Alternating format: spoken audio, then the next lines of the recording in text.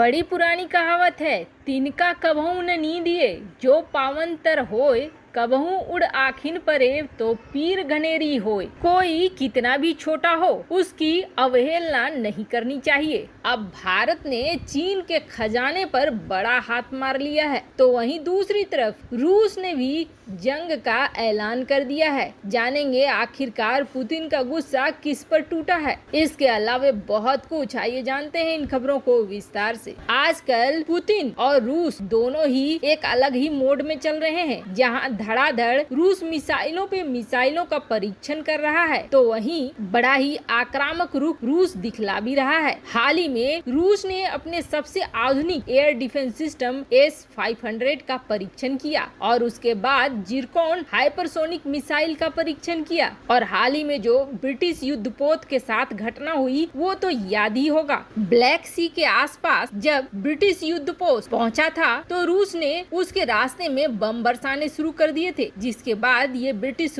युद्धपोत लौट आया था और उस वक्त उन्होंने ये कहा था कि हमारे मामले में अगर कोई दखल देने आएगा तो हम उस युद्धपोत को डुबो भी देंगे। और आपको बता दें, हमने जो ब्रिटिश युद्धपोत के साथ किया है वो इसलिए किया है क्योंकि वो हमारे जल सीमा में घुस रहा था और हम चाहते तो उसे डुबो देते और अगली बार ऐसा कुछ हुआ तो ये ब्लास्ट सीधे उन पर होगा। उस वक्त भी पुतिन ने ये कहा था कि सच मानिए अब पश्चिमी देशों को पता है कि वो युद्ध नहीं लड़ सकेंगे और युद्ध नहीं जीत सकेंगे, इसलिए निश्चिंत रहिए। वैसे रूस ने जिस हाइपरसोनिक मिसाइल को बनाया है, कहा यह जा रहा है कि दुनिया में अभी इसका कोई तोड़ नहीं है, तो वहीं S-400 के लिए भी कुछ ऐसी ही बातें कही जाती है। और रूस के पास अभी परमाणु हथियारों का दूसरा सबसे बड़ा भंडार है। कुल मिलाकर रूस के पास विनाश की सारी चीजें हैं। तो वहीं अब रूसी राष्ट्रपति व्लादिमीर पुतिन ने ये ऐलान कर दिया है,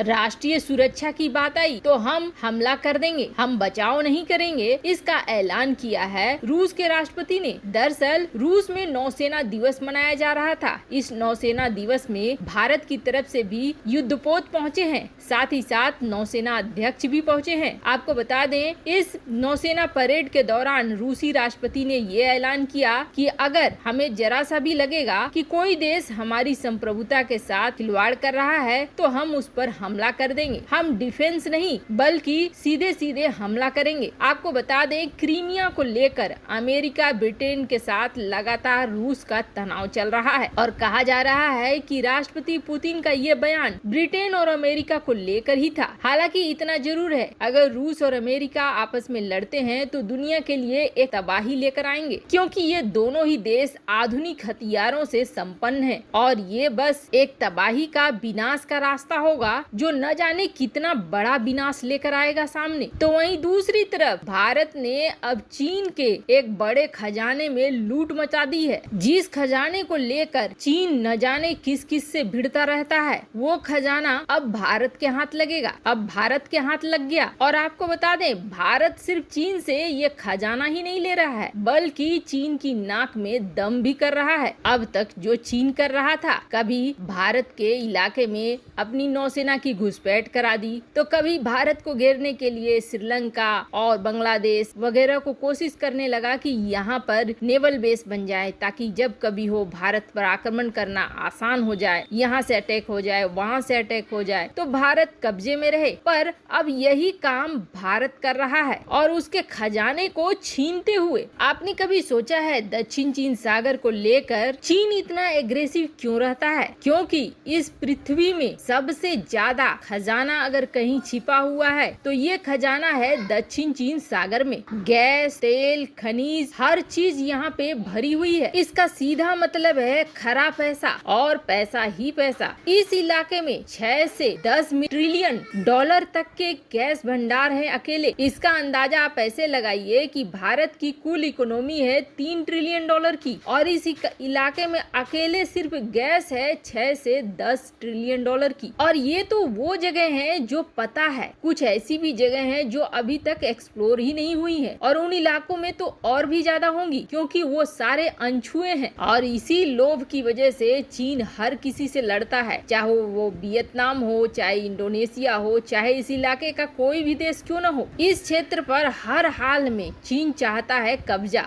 और अमेरिका चाहता है कि चीन इस इलाके पर अपना कब्जा न जमा सके, क्योंकि अगर चीन ने ऐसा कब्जा जमा लिया तो फिर अमेरिका से भी बड़ी अर्थव्यवस्था हो जाएगी चीन की। इसलिए अमेरिका लगातार चीन को धकेलने की कोशिश कर रहा है, और ये कमजोर नस बन गया है चीन का, जिसकी वजह से भारत ने भी अब इस जगह पर अपनी नजर गड़ा दी है। अब क्षेत्रफल के हिसाब से आप देखेंगे तो चीन के बाद दूसरा बड़ा दावेदार है वियतनाम, और वियतनाम के साथ भारत ने एक बड़ी डील कर ली है। दोनों देशों ने एक डील की है हाइड्रोग्राफी पर। अब क्या है ये हाइड्रोग्राफी जिसको लेकर इतना बवाल मचा हुआ है? वियतनाम और भारत के बीच हुई इस डील के मुताबिक दोनों ही देश इस क्षेत्र में एक्सप्लोर करेंगे खनिज पदार्थों के, गैस भंडारों के, और जो भी मिलेगा उसे भारत और वियतनाम आपस में बांट लेंगे। अब वियतनाम का जो ये इलाका है, जिसे वियतनाम अपना दक्षिण चीन सागर का इलाका कहता है, इस इलाके में अकेले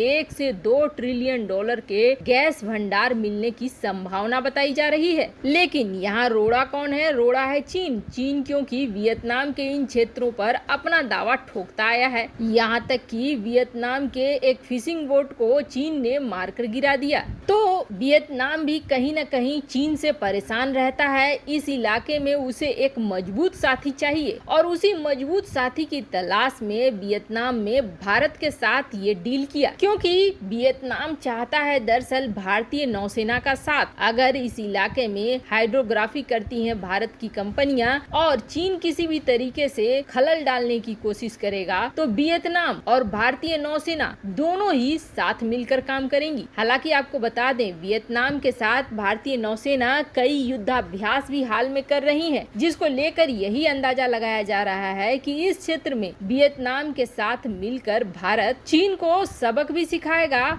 और उसके खजाने में हाथ भी मारेगा। तो वहीं दूसरी तरफ पीओके में चुनाव कराए गए हैं, और चुनाव के बाद कहा जा रहा है कि चुनावी धांधली के बाद इमरान खान की पार्टी चुनाव जीत गई है। लेकिन अपोजिशन में जो बंदा खड़ा था उसने एक ऐसी बात कह दी है जिसके बाद सियासी पारा गर्म हो गया है, क्योंकि उनका कहना है कि हम अब भारत के पास जाएंगे, क्योंकि तुमने जिस तरीके से धांधली मचाई है ऐसा कहीं नहीं देखा है। हमें ऐसा लगता है कि पाकिस्तान से काफी अच्छा है भारत। कुल मिलाकर ये कहें तो धीरे धीरे अब पीओके में भी भारत के साथ जाने की मांग उठ रही है। ऐसे में भारत के लिए बेहद आसान होगा पीओके में एक्शन लेना। वैसे आपको क्या लगता है, क्या भारत ने वियतनाम के साथ ये डील करके सही किया या गलत किया? कमेंट कर अपनी राय जरूर बताएं। जल्द मिलते हैं अगले वीडियो में नई खबर के साथ।